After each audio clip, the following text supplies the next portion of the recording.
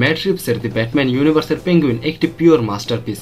এখন যারা দি পেঙ্গুইন না দেখেছে তারা বলবে যে এই সিরিজে এমন কি আছে যে এটা মাস্টারপিস ক্যাটাগরিতে চলে যায়। তো আমি বলবো ভাই এই সিরিজে সবকিছু আছে। একটি সুপারহিরো ইউনিভার্সে এমন গ্রাউন্ডেড রিয়েলিস্টিক আর্ট একমাত্র দি পেঙ্গুইনই দিতে পারবে। এখন ভাই যদি তুমি প্যাটিনসনের দি ব্যাটম্যান মুভি এনজয় না করে থাকো আর তোমার কাছে যদি গ্রাউন্ডেড রিয়েলিস্টিক স্টোরি ভালো না লাগে তাহলে এই সিরিজ তোমার জন্য না। কিন্তু যারা ব্রেকিং ব্যাডের মতো সিরিজ দেখেছে আর সেগুলো এনজয়ও করেছে তাদের জন্য দি পেঙ্গুইন একটি মাস্টার ক্লাস সিরিজ হয়ে থাকবে। এ পারফেক্ট ভিলেন ডাজন্ট এক্সিস্ট ভাই, এটা যারা বলে না তাকে দি পেঙ্গুইন দেখাও। তাকে দেখার পর যারা বলে না যে ভিলেন জন্ম হয় না, তাদের সিচুয়েশন তাদের ভিলেন বানায়, এই ভুল চিন্তা তাদের মাথা থেকে চলে যাবে। এন্ড দ্যাটস দ্য রিজন এই সিরিজ এত ভালো হয়েছে। সিরিজে আমাদের দেখায় যে দি ব্যাটম্যানের ইভেন্টের পর ধনী আর গরিবের ম্যাটার আরো বেশি বড় হয়ে গেছে, আর এই সব কিছুর মাঝে একটি মানুষ এই সিচুয়েশনকে একটি অপরচুনিটি হিসেবে দেখছে। তার পিওর ম্যানিপুলেটিভ এভিল মাইন্ডকে তুমি এত বেশি হেট করবে যে তাকে তোমাদের ভালো লেগে যাবে। একটি মানুষ যে সবসময় একটি অপরচুনিটি খুঁজে আর একটি চান্স খুঁজে নিজেকে শাইন করানোর জন্য, আর ভাই যখন সে সেই অপরচুনিটি পেয়ে যাবে তখন সেটা নেওয়ার জন্য সে সবকিছু করবে। কারণ তার এই ক্রাইমের দুনিয়ায় এত বেশি উপরে থাকতে হবে যে কেউ যাতে তাকে ছুতে না পারে। সে তোমাকে এমন ভাবে ম্যানিপুলেট করবে যে তোমার মনে হবে যে তুমি একটি সুযোগ পাচ্ছ, তোমার কাছে এখন একটি চান্স আছে এই গরিব ফকিনীর জায়গা থেকে সরে এমন একটি জায়গায় যাওয়া যেটা তুমি ডিজার্ভ করো। সে এইটা প্রুভ করে যে এই ক্রাইম আর বিজনেসে কেউ লয়াল থাকে না। তারা তোমার সাথে উঠে বসে, তোমার সাথে হাসে, তার মানে এটা না যে তারা তোমার সাথে লয়াল আছে, কারণ এই ক্রাইমের দুনিয়ায় তাদেরকে এমনই থাকতে হয়। এট দি এন্ড যখন তারা একটি সুযোগ পাবে, তোমাকে দিয়ে তাদের কাজ হয়ে যাবে, তখন তারা তাদের আসল রূপ দেখাবে। ভাই তার সাথে যে একজন সবসময় তার পাশে ছিল, তার খারাপ থেকে খারাপ সিচুয়েশনও তাকে ছেড়ে যায়নি, শেষমেশ সে তাকেও নিজের আসল রূপ দেখিয়ে দেয়।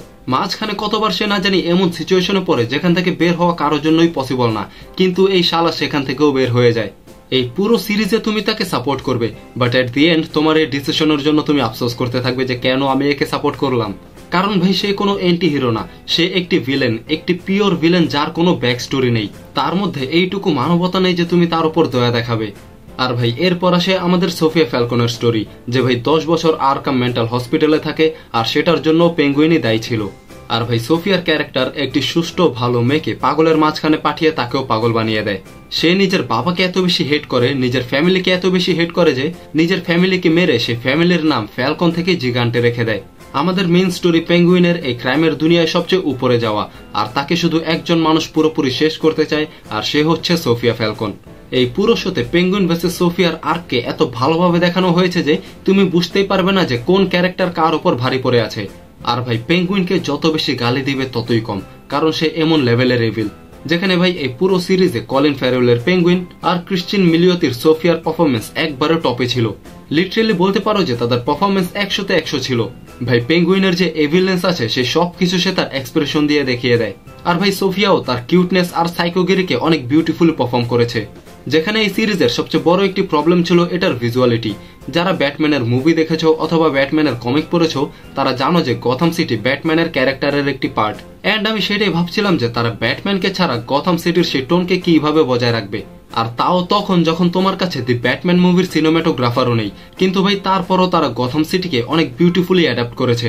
এন্ড এই পুরো সিরিজের টোনকে দি ব্যাটম্যান মুভির টোনের সাথে ম্যাচ করে রাখা হয়েছে, যেটা দেখার পর ভাই আমরা সবাই সারপ্রাইজ হয়েছি। একটি সুপারহিরো ইউনিভার্সে কোনো সুপার ন্যাচারাল এলিমেন্ট ছাড়া এটাকে এত বিউটিফুলি দেখিয়েছে যে তুমি এটার আর্ট ডাইরেকশনের ফ্যান হয়ে যাবে। আর সবকিছু শেষে যদি তুমি সুপার ন্যাচারাল এলিমেন্ট বাদেও এটাকে জাস্ট একটি সুপারহিরো ইউনিভার্সের গ্রাউন্ডেড টিভি শো হিসেবে দেখো, তাহলেও দি পেঙ্গুইন সিরিজ সুপারহিরো জনরাতে ডেয়ারডেভিলের পর সবচেয়ে বেস্ট সিরিজ হয়ে থাকবে। কিন্তু ভাই এত কিছুর পরও যদি তোমার কাছে শুধু সুপার ন্যাচারাল এলিমেন্টই ভালো লাগে আর গ্রাউন্ডেড রিয়েলিস্টিক স্টোরি ভালো না লাগে, তাহলে এই শো তোমার জন্য না, এই শো তোমাকে বোর করে দেবে। কিন্তু যদি তোমার কাছে ডেয়ারডেভিলের মতো গ্রাউন্ডেড স্টোরি ভালো লাগে, তাহলে ভাই আমি বলবো এটাকে জাস্ট একটি চান্স দিয়ে দেখো। একবার দি ব্যাটম্যান দেখার পর দি পেঙ্গুইন সিরিজ দেখো, আর তারপর আমাকে বলো যে কেমন লেগেছে।